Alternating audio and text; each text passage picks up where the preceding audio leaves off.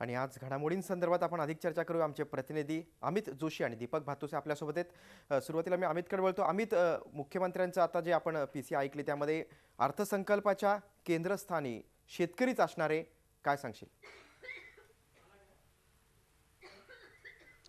शेतकरी असणारे असं जरी मुख्यमंत्री बोलले असले तरी ज्या प्रकारे नोटबंदीमुळे डिसेंबर जानेवारी महिन्यात जो खूप मोठा खड्डा हा राज्याच्या तिजोरीवर पडला आहे तो भरून काढून अर्थसंकल्प सादर करणं हे एक मोठं आव्हान असणार आहे. तसंच राष्ट्रीय महामार्ग किंवा राज्य महामार्ग संदर्भात मद्यविक्री दुकानासंदर्भात जो सुप्रीम कोर्टाने आदेश दिला आहे त्याची अंमलबजावणी करताना सुद्धा राज्याला मोठा फटका बसणार आहे.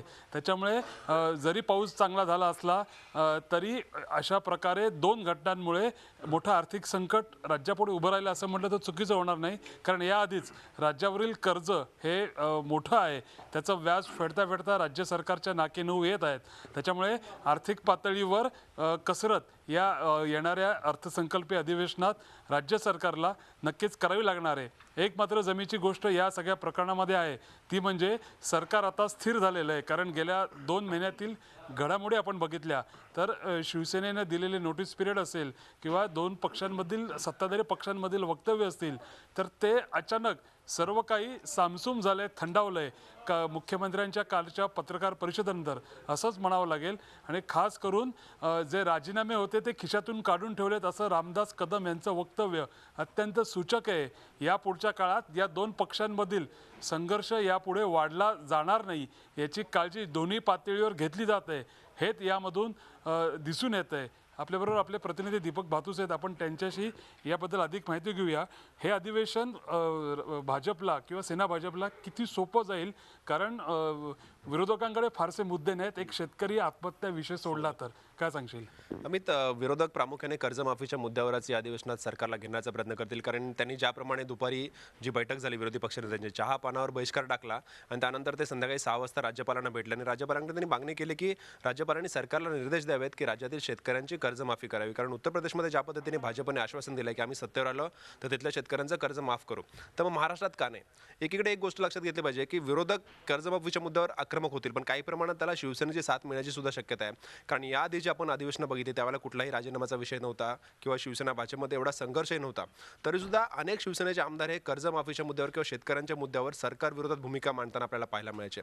आता दोन्ही पक्षातले संबंध अधिक ताणले गेलेले आहेत.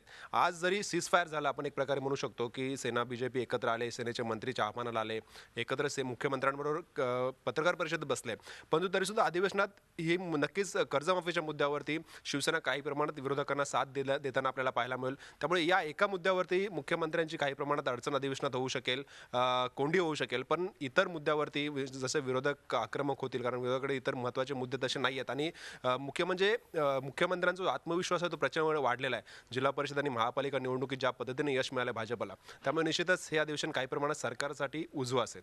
अगदी सांगायचं म्हटलं तर मला एक महत्त्वाचा मुद्दा विचारावा वाटतोय तो म्हणजे विजयामुळे, जिल्हा परिषद आणि महानगरपालिकेतल्या विजयामुळे सरकारचं मनोबल वाढलंय. मात्र दुसरीकडे या विरोधकांपेक्षा शिवसेनेची भूमिका कशी असणार आहे याकडेच सगळ्यांचं लक्ष असणार आहे. पारदर्शकतेचा मुद्दा असणार आहे आणि एकूणच उपलोकायुक्त स्थापन करण्याचं, समिती स्थापन करण्याचं शिवसेने मुख्यमंत्र्यांनी आता कालच्या पत्रकार परिषदेमध्ये सांगितलं होतं. त्याच्यावर काय सांगशील?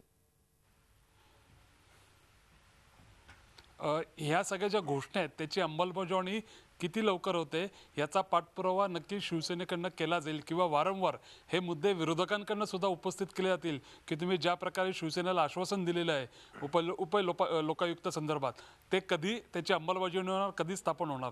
त्याच्यामुळे ही कसरत मुख्यमंत्र्यांना करावीच लागेल.